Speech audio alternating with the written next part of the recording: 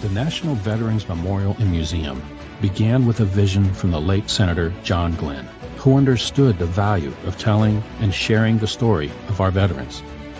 From the initial view, the architecture impresses upon visitors the importance of what lies within. Seeming to rise organically from the earth, the building itself is a symbol of our nation's veterans and their resilient spirit and unending commitment to making this country stronger.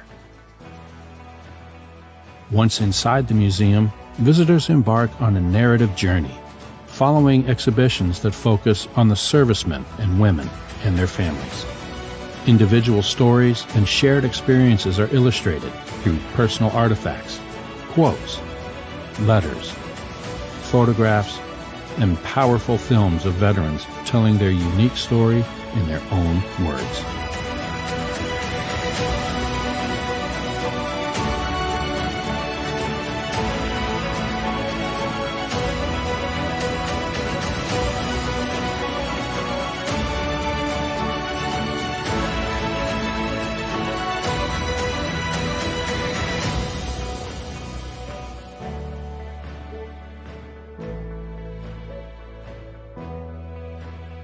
The National Veterans Memorial and Museum. It's more than a museum. It's the new home of the brave. Plan your visit today.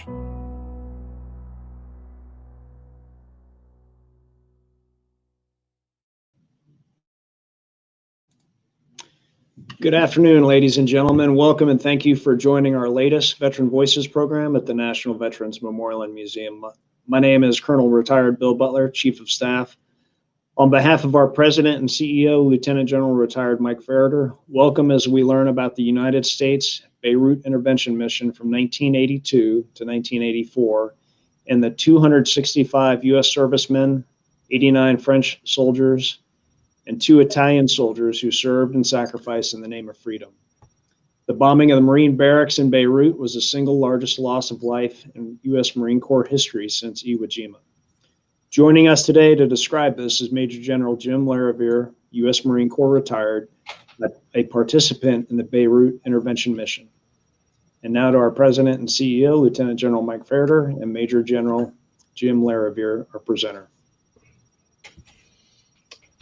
Thank you, Bill, and welcome everybody. It's a great day to be a veteran, and especially great to be one today here at the National Veterans Memorial Museum, and to be here today with my friend, my Citadel classmate, and a true warrior, Jim Lariviere. Jim, welcome. It's great to see you and to be with you again. Mike, it's great to be with you.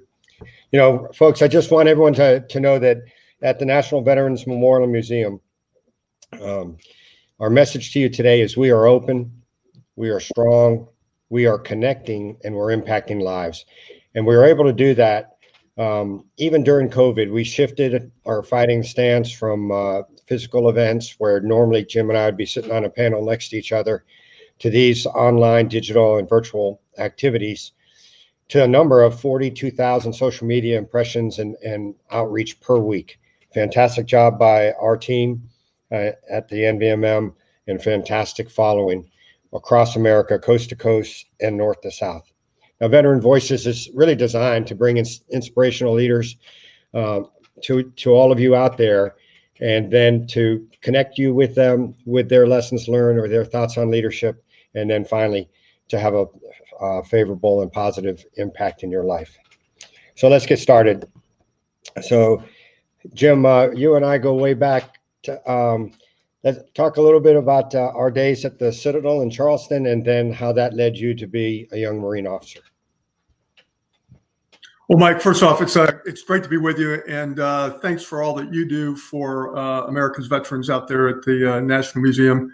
Really appreciate it. In a previous life, I had the privilege to be the staff director of the House Veterans Affairs Committee, and so I know how important it is that we remember what veterans do and what the debt of gratitude that we owe them for our freedom. So thank you and your team for all of this, and thanks for the opportunity to commemorate the loss of life for those brave Marines and Allied soldiers that died during the Beirut bombing. But yeah, we go back quite a ways, probably longer than we care to admit at this point. back with a lot of our classmates from all the services, people who graduated into all the services from the class of 79. In some ways, I was reminded the other day, in some ways you were my old boss, because we were on the summer all guards together, and you were the first sergeant. So we had to, we're used to paying attention to what you had to say back then. Well, great. And then, so Jim, gosh, we graduated in 79, and before you knew it, all those things that we dream of as young lieutenants in the basic course, and will I be ready when I'm called? And this is as true today. I know your two daughters are serving our country, as are my two sons and my daughter Mary Whitney as well. And we've seen that in their eyes, that that question, will I measure up? And so there you find yourself in a battalion landing team. And give us this run up personally, and then talk about sort of the context of the mission. Yeah, so similar to like a lot of brand new lieutenants, end up being in a deployable unit on your first assignment. And I was fortunate enough to be assigned, get an assignment to 2nd Recon Battalion at Onslow Beach back in 1981. Had an opportunity. I'd already been to jump school, go to Ranger School, go to the Amphib Recon School, and found myself assigned to a platoon that was going to get ready to do a Marine, what was then called a Marine amphibious unit deployment to the Mediterranean. It's the summer of 1982, and this is in the days before all the media and the instant information that you can get. So you caught the evening news, or you got your local newspaper and found, we were watching the developments in Lebanon during that summer, but quite frankly, not paying a great deal of attention to it. I guess that's one of the lessons here, is that when you're a young officer and you're in a job like these, you have to be ready for those things that you don't necessarily see coming. The Lebanon, the background, just to do the short version of how the Lebanon crisis unfolded, goes back, all the way to the founding of Lebanon back in the 40s. And that map there kind of shows you the religious distribution of the country, largely divided between Maronite Christians, Shia Muslims, Sunni Muslims, and a mystical sect called the Druze. The Constitution from 1942 assigned key positions in the government to those religious groups based on a 1932 census. And so the two most important, the president and the chief of staff of the army, go to the Maronite Christians. This has proven to be a very unstable and contentious way to govern, and it has been all the way through. And so by the end of the U.S. intervened in 1958 in Lebanon, and by the late 1960s, early 1970s, the unrest is continuing. It's exacerbated by the fact that the Lebanese government in 1969 concluded a thing called the Cairo Agreement that allowed the Palestinian Liberation Organization to operate essentially as a state within a state in southern Lebanon. So not only do you have this mix, this religious mix in the group, you've now got the PLO operating in southern Lebanon doing cross-border attacks into Israel, which is causing problems, obviously, for the Israelis. Tensions explode in 76. There's a Lebanese civil war kicks off. All these different groups end up having militias, the Christian Phalange, the Shia Muslim Amal, and they all end up in an open conflict that ultimately results in a conference in Riyadh and an agreement to end the civil war, but involves the Syrians to bring in an intervention force into eastern Lebanon. So now you've got a situation where weak central government, armed militias, a weak central army, a Palestinian Liberation Organization operating in southern Lebanon, and causing a great deal of unrest, and which is a situation very similar to what we see today, and what we're used to seeing now in Somalia and Libya and other places. But back then, this was a little bit of a new thing and something that we were not, at least in the Marine Corps at the time, we weren't used to tracking. But I guess the proximate cause that kicks off the Marine intervention, though, is the Israeli invasion of southern Lebanon in June of 1982. If you could, I think there's 2 more slides. Go to the map, if you would, please. So Operation Peace for Galilee kicks off in June of 1982. And originally it was supposed to be a limited objective attack with the goal of just pushing the PLO back away from that southern border that you see down there so that they can't fire rockets into Israel. But they meet with such success that a week later, they've pushed the PLO all the way back up to the Beirut to Damascus highway and over into Beirut, and basically have Yasser Arafat and his crew under siege in West Beirut, which is the Muslim side of Beirut. Beirut being divided into a Christian and a Muslim side, and West Beirut being the Muslim side.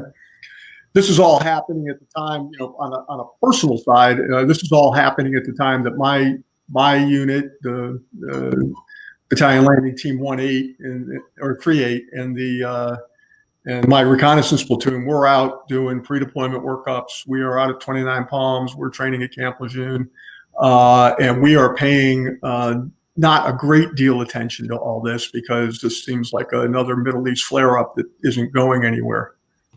Unbeknownst to us, the political side was hard at work trying to figure out how to solve this. So just a little bit of a political background. The Reagan administration had come in 1980, right on the heels of the Carter administration concluding the Egypt peace deal with Israel, and the Reagan administration was looking to do a similar deal with another country adjacent to Israel, and they had locked down the idea that Lebanon might be that target. And so what begins to develop in the minds of some of the Reagan officials is that we can use this crisis, or we can take advantage of this situation to meet a number of our policy goals. We want to get all the foreign actors, the Syrians, the PLO, and the Israelis out of Lebanon. We want to strengthen the Lebanese government, central Lebanese government. We want to calm down all these militias, and then we want the Lebanese government to conclude a peace deal with Israel. And so thus starts the conversation. If you can go to the next slide with the map, the thing that now begins to develop, you see that green line there was literally called the Green Line. It's a series of streets that run through the center that mark the dividing line between East and West Beirut. Yasser Arafat is jammed up from the airport down at the bottom there. His forces are basically on the west side of that map, all the way up into the port in downtown Beirut. And the Israelis have got him trapped, and everybody's stuck. The Israelis don't want to go into downtown West Beirut because it's going to be a massive casualty-producing event that they're not interested in having.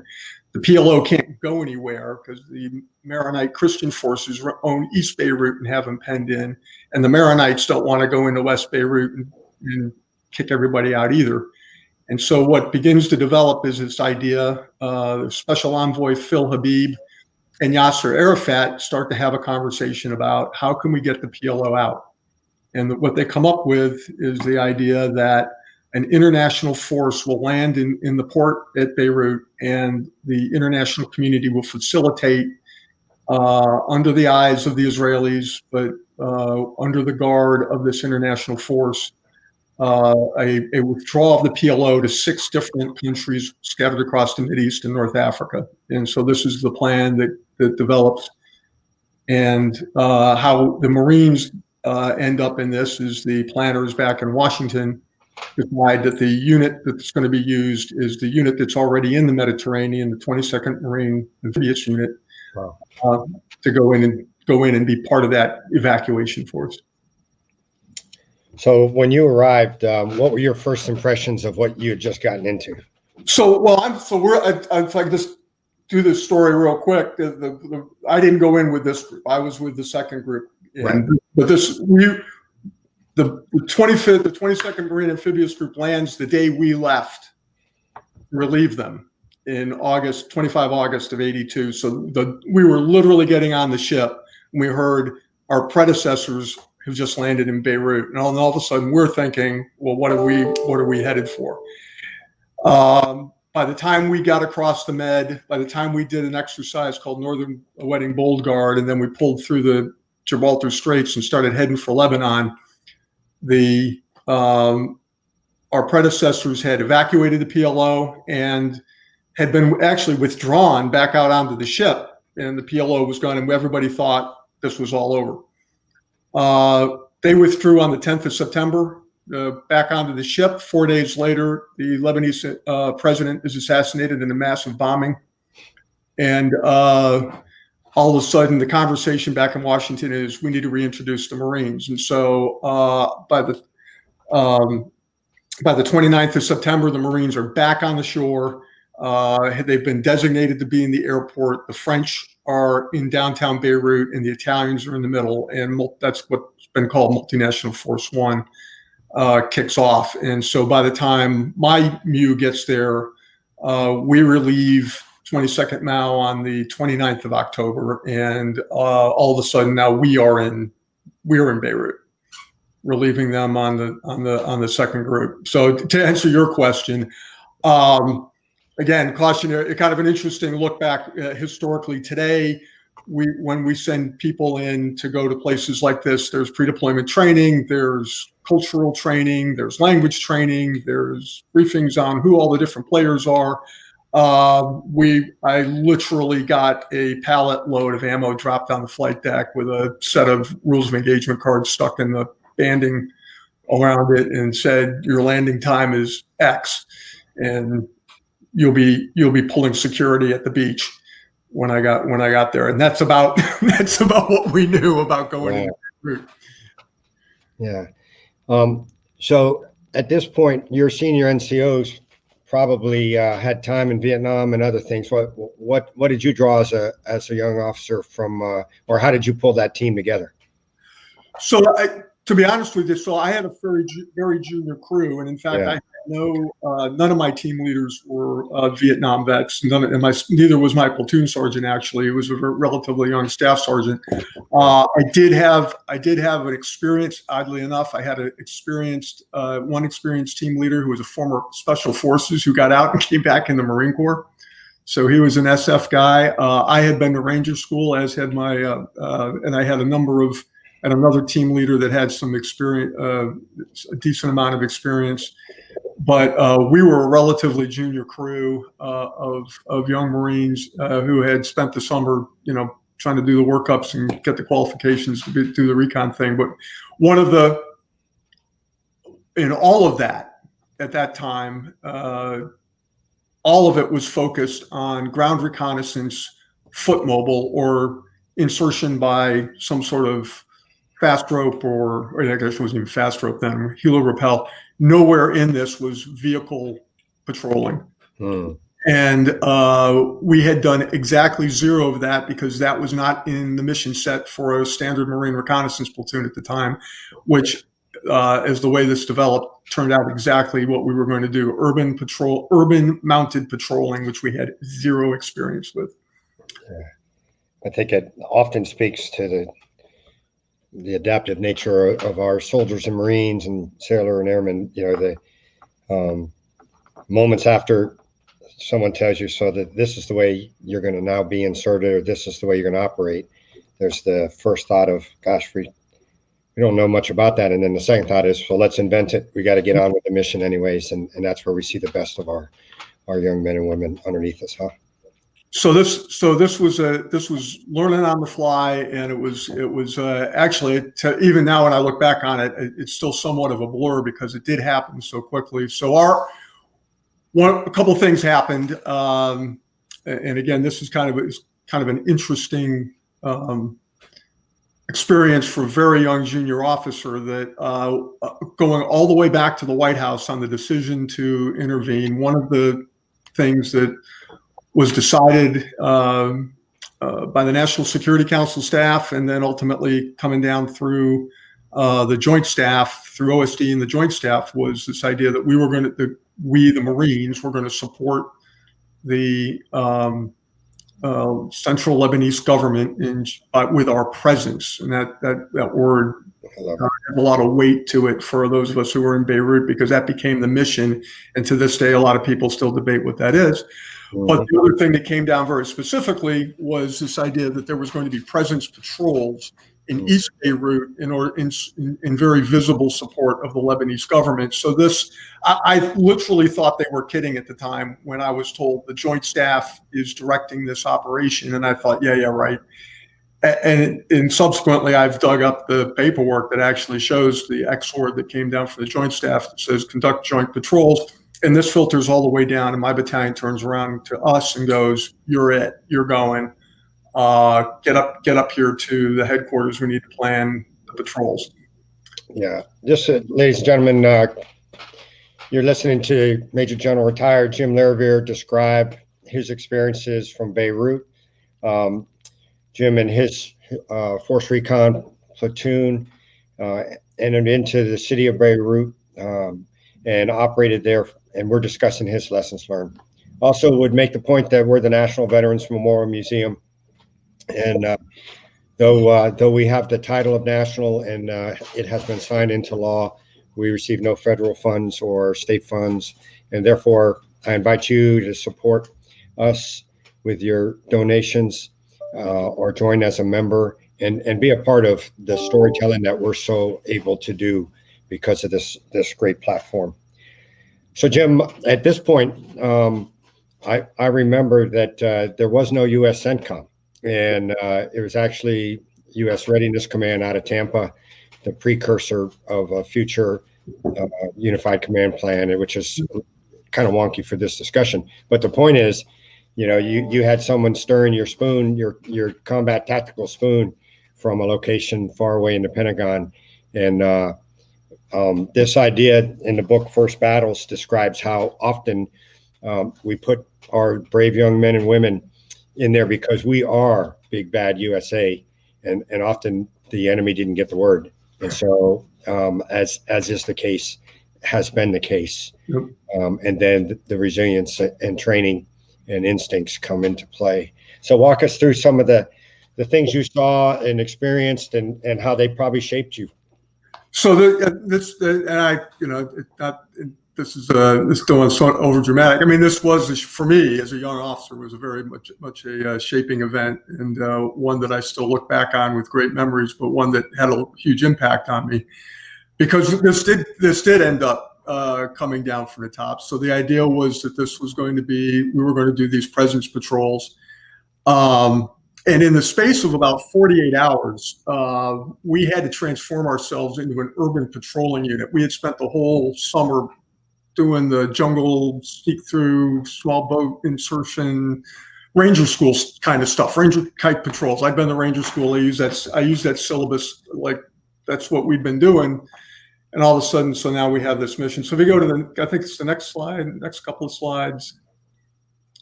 Oh, that was MF1. Go ahead, keep scrolling through. So this is the alert order that told us we were gonna do this. You can see where it says presence. I think go to the photo with the Jeep. Yeah, is probably where we need to get to. So my battalion commander says, "Okay, right, you only have one Jeep assigned to you." He stole 3 tow Jeeps away from the platoon, turned them over to the Mao service support element, and they shopped 4 Jeeps overnight. They put the wire cutters on, they put the gun mounts on, stripped the windshields off, sandbagged the bottom, and it was literally overnight turned a normal Jeep into that. And it looks like Rat Patrol out of the old TV program.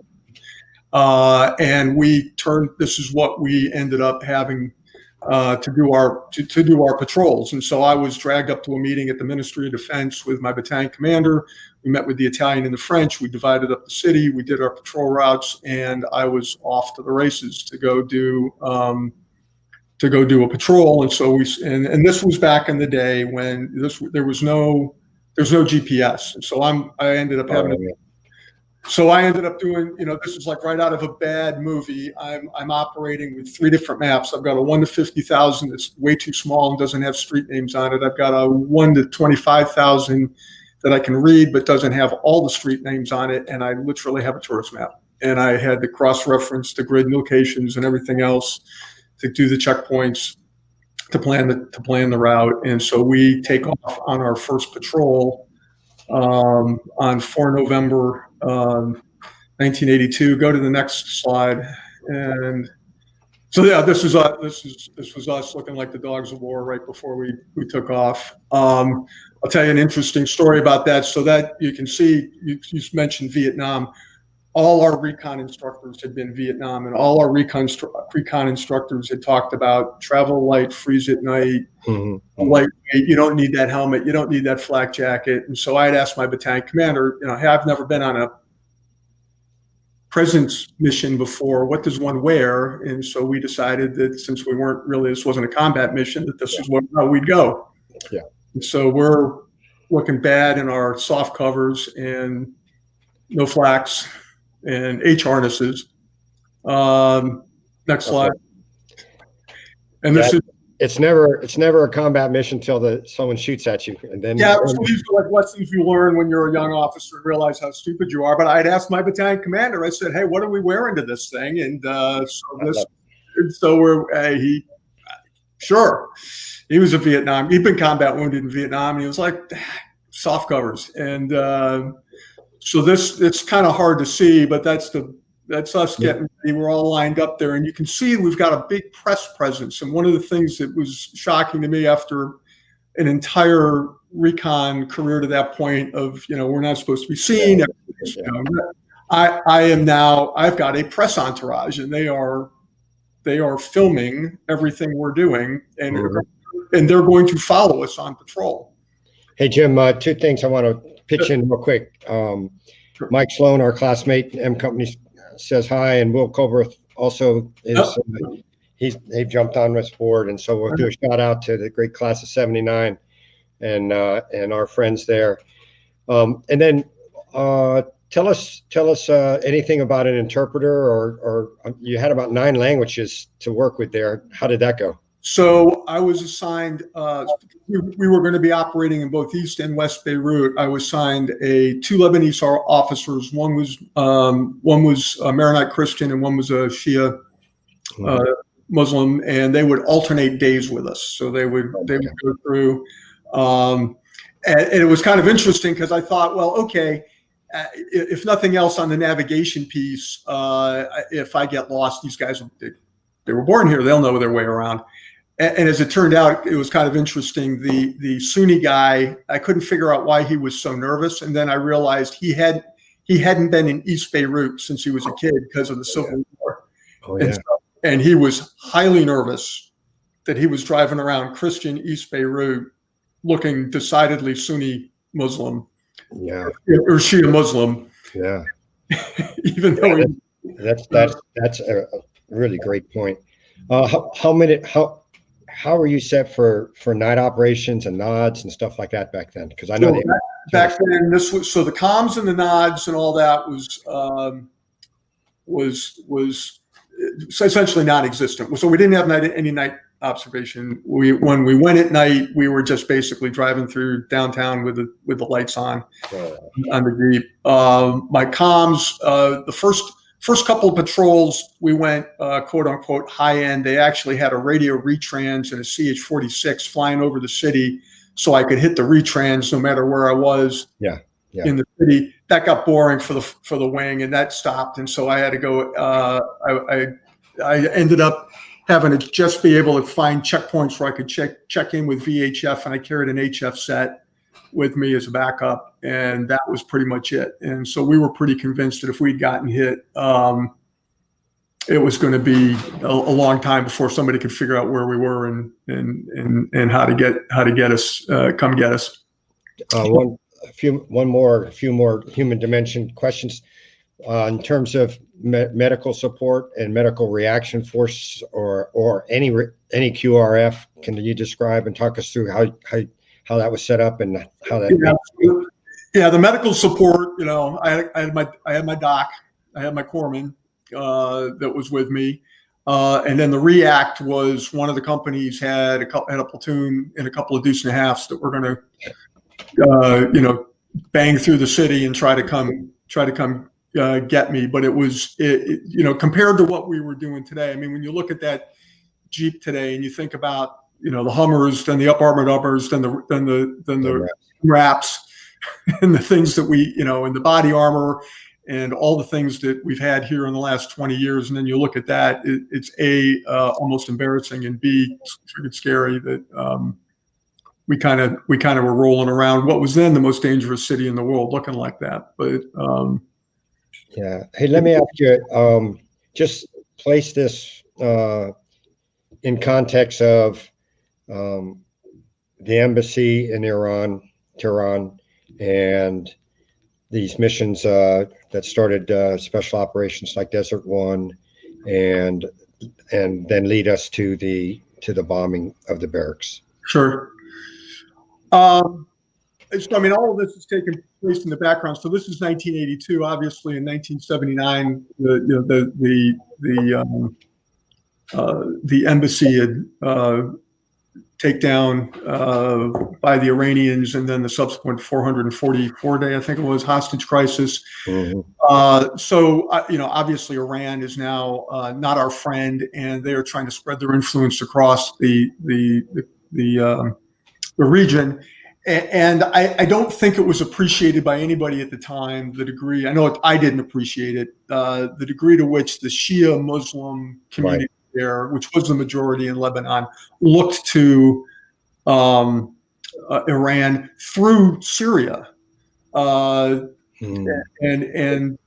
were taking orders from them that on the and so as we began these patrols, one of the things that subsequently came out in the Long Commission was this idea that these patrols, while we were looking to support the central Lebanese government and looking to try to bolster the Lebanese army, the fact, when I remember in the beginning, I talked about the key positions went to the Christians, that what it really looked like to everybody else was that because the president was Christian, because the Army General Chief of Staff and a lot of the leadership in the Army was Christian, it looked like we were supporting the Christians, and therefore, yes, we must have been against everybody else. Yeah, great point. And so these patrols, and then there was a parallel effort that was actually led ultimately by Brigadier General Steiner. He ended up being the Office of Military Cooperation 1-star, running out of the embassy, was running the training mission to the Lebanese army. Those two things in combination made it look like, oh, they're on the side of the Christians, therefore they're not our friends. And that starts down this long slide of, as the various groups got used to our presence and began to go at each other, decide that we were just another faction on the ground participating in their little civil war along with the Israelis and the Syrians and the PLO and everybody else. We know from some of our lifetime experiences that locations such as this, around the dinner table or around the house, the old gentleman, the sage old wise one said, we have thrown every invader back into that ocean. And it's so much a part of their fiber in Somalia and Djibouti and where you went that unknowingly, innocently, our young military members step off to help and have to make dozens of ethical decisions every given day, of which 99.9% they get right. But there's always that deeper side of it, that cultural side of it that we don't get, or the historical side of it that we didn't get until after we get older and read about it, right? Yeah, I mean, looking back in retrospective, this looks very much like the opening round of the War on Terror. It's all the things. I've always said that. I totally believe that. Yep.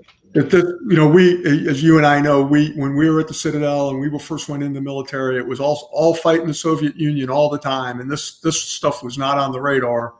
And yet, for all that training, this is where at least I ended up, and you ended up in Somalia. We ended up in a place we didn't know a lot about, with no cultural understanding and no real understanding of how we interact in this environment. And I think I know certainly from my perspective, looking back, had no idea that these patrols that we thought felt like we were doing important stuff was probably contributing to. Yeah, that's a great point. Hey, let's shift and focus and discuss a little bit about the bombing and describe to the folks how your turnover to the next unit occurred, and then what you saw in terms of the conditions on the ground as you departed that led to the bombing. So let me tell you, it's okay. Just put one quick story since we got this slide up. Can you go to the next slide just real quick? That's why I just got to tell. So just to show you, just a kind of a quick vignette, this interesting story. So this is the front page of the Washington Post the next day. We're worldwide news. If I'd known a Pulitzer Prize-winning photographer was going to take my picture and put it on the front page, I would have dressed differently. Yeah. So anyway, we were famous for like a hot second. Interestingly enough, going back to the uniform discussion, the Commandant of the Marine Corps comes down to get his paper in the morning, looks at that, calls the command center, calls Colonel Stokes directly on the hotline, and says, I don't know who that lieutenant is, but get him in a helmet and flak jacket and lose the sky-mounted machine guns. And so if you flip to the next slide, 2 days later on the Sunday San Diego Union, you can see we got our helmets and flak jackets on. We've lost the machine guns.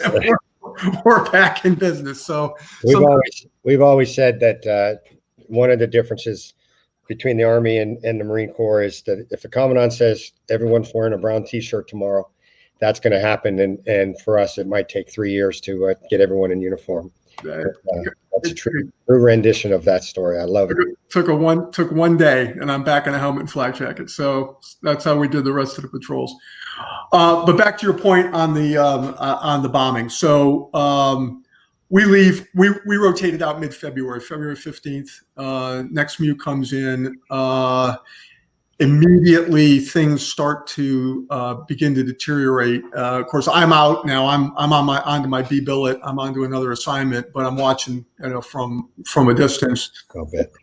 But what subsequently happens is the next group comes in, and it's starting to become clear in the spring. The Reagan administration is working with the Lebanese government on that peace agreement, and the idea that the Israelis would ultimately withdraw from Lebanon. This starts to kick off a posturing by the various religious militias. And you start to see an uptick in violence. And so in March, there's the bombing of the U.S. Embassy in downtown Beirut. That should have been a warning. That wiped out most of the CIA station there. And as the spring goes on into May, when they finally do conclude this peace agreement with the Israelis, and the Israelis do subsequently indicate that they are going to withdraw, that's when the violence really begins to pick up as the Druze militia, the Phalange militia, the Amal, and all the other groups begin to end up doing firefights in the hills. And then what originally started as just stray rounds onto the airport where the Marines were, and the Marines start going through a transformation from being just taking the rounds to being able to respond in self-defense. This begins to spin up the violence and begins to call into question what the Marines are actually doing there. And so this goes on through the summer of now into 1983. And then ultimately what happens in the summer is that the next MEU, which ends up being BLT 18, rotates in on top of that, and they roll right into what is already a fairly hot environment now in Beirut as the situation starts to deteriorate. The final chapter really starts to go down in August, when the Israelis, pretty much on no notice, decide they're withdrawing. And as they immediately pull out, this kicks off what's called the September War. And the September War is when the militias, now in earnest, start to maneuver for ground in the Shuf Mountains and in the areas in and around Beirut, with this idea that they're going to redraw the lines of who owns what ground as the Israelis kick off. One of the key battles was at a place called Souk El Garb, and I mean, there's a lot of background to this that we probably don't have time to go into. But the bottom line is the Lebanese army goes into is in the 8th Brigade, is trying to prevent the PLA, which is the Druze militia, from taking over Souk El Garb, and asks the U.S. military for support, direct support. Up until this point, there's never been direct support to the Lebanese army. It's always been training. It's always been equipping. It's been self-defense, but it's never been in direct support. Finally, the authorization's given from Washington. The conditions are met. Colonel Garrity, the Mao commander, gives permission. Naval gunfire and air support are used in direct support of the Druze. This now crosses the line. This is no longer a presence mission with the U.S. being neutral. We are now visibly and materially in support of the Lebanese government and the Christian group. Oddly enough, the commander of that brigade was a guy named Brigadier General Aoun. He is the president of Lebanon today. And he was a Christian running a largely Christian brigade. And we were just seen as being in direct support. And there's a lot of analysts who think this is what sent everybody over the line and caused the Shia militia, the Shia, to start formulating this idea that they could attack the barracks. Mm-hmm.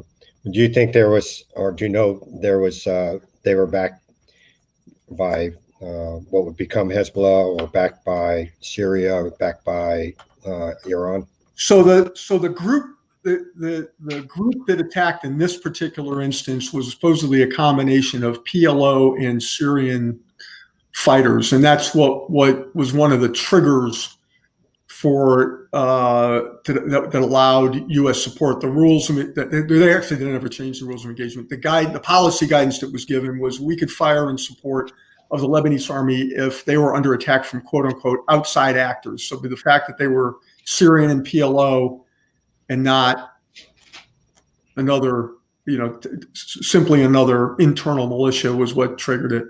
But it certainly this was certainly seen as the crossing the line, and the idea that they could, that we were now just another militia and we were an open target, no longer a neutral player in this game. And so, the immediate planner, I always have to look at his name because I can never remember it. Imad Fayez Mugania was the planner, and the guy that gave the immediate support was the IRGC commander in the Bekaa Valley, the Iranian Guards guy, Mohammed Najjar. So they've been traced back as the planner and the implementer for what was ultimately the Beirut bomb. Can you give us a recap on, so 4 days later after the bombing, what did we know, and what had we lost? Well, interesting.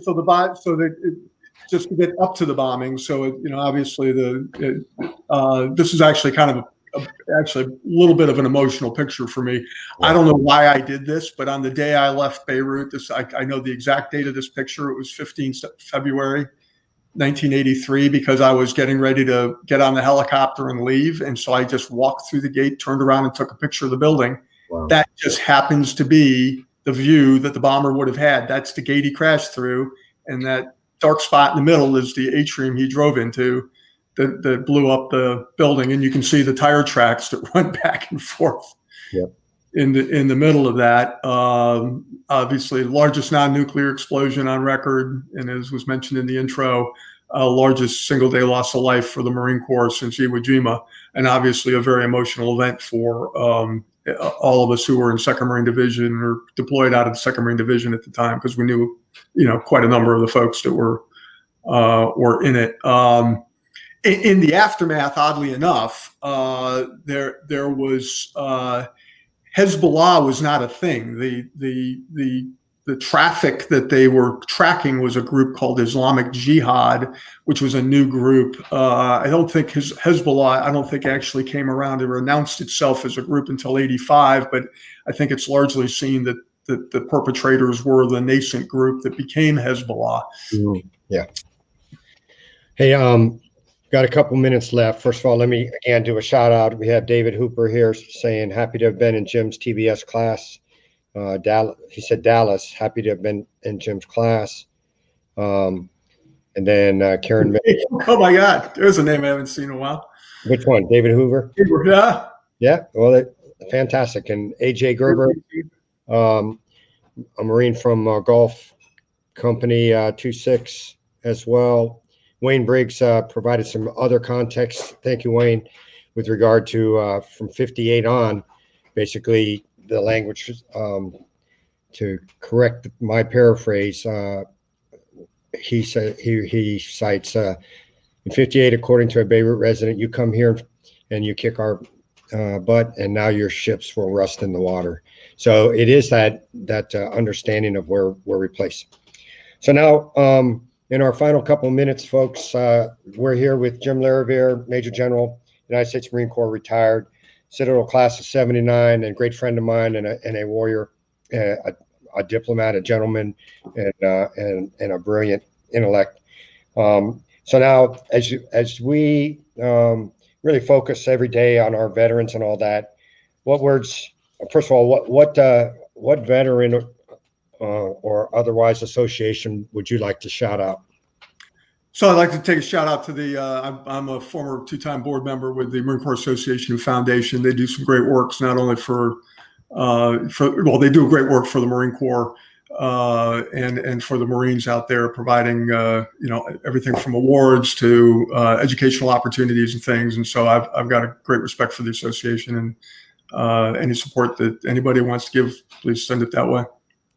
That's fantastic. And, I mentioned earlier to our audience that we're a 501c3, the National Veterans Memorial Museum, but we get no federal funds. And so, but when we share and partner with someone, we're happy to support them and the goodness that they bring to America. So the Marine Corps Association and Foundation, go to their website and take care of someone, because I'll bet for sure they're going to take care of a wounded Marine.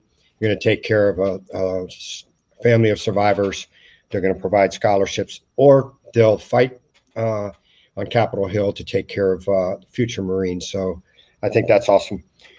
I'd like to also shout out Patriot Foundation. I got to speak yesterday with them and on behalf of them as a Board of Advisory member, and they do provide scholarships to families of our severely wounded and or Gold Star families. So that's the Patriot Foundation out of Fort Bragg, North Carolina. Well, Jim, your final thoughts and messages to veterans would be what? Well, I guess first off, please, again, this is always an emotional time of year for everybody who was a Beirut veteran or anybody who was in and around 2nd Marine Division at the time. Please keep the memory of all those Marines, sailors, and soldiers who died in the Beirut in your thoughts and prayers. It's still a highly emotionally charged event for most of us. And I guess for everybody else, just a general thank you to the veterans of this country for the sacrifices you've made, whether you served in World War II, Korea, or all the way up through the current conflicts, or whether you just served and never made it to a conflict. We appreciate, I and my family and all of us appreciate your service. And thank you again, Mike, for all you're doing for veterans out there across the country. Yeah, we got a great team here. And we band together and partner with any men and women of character who like each other and are on some kind of a noble mission. Brian Kavanaugh sends best also to us. Mike Murphy, classmate, and rest in peace, Staff Sergeant Kevin Kuhlman, as well, from Mike Murphy.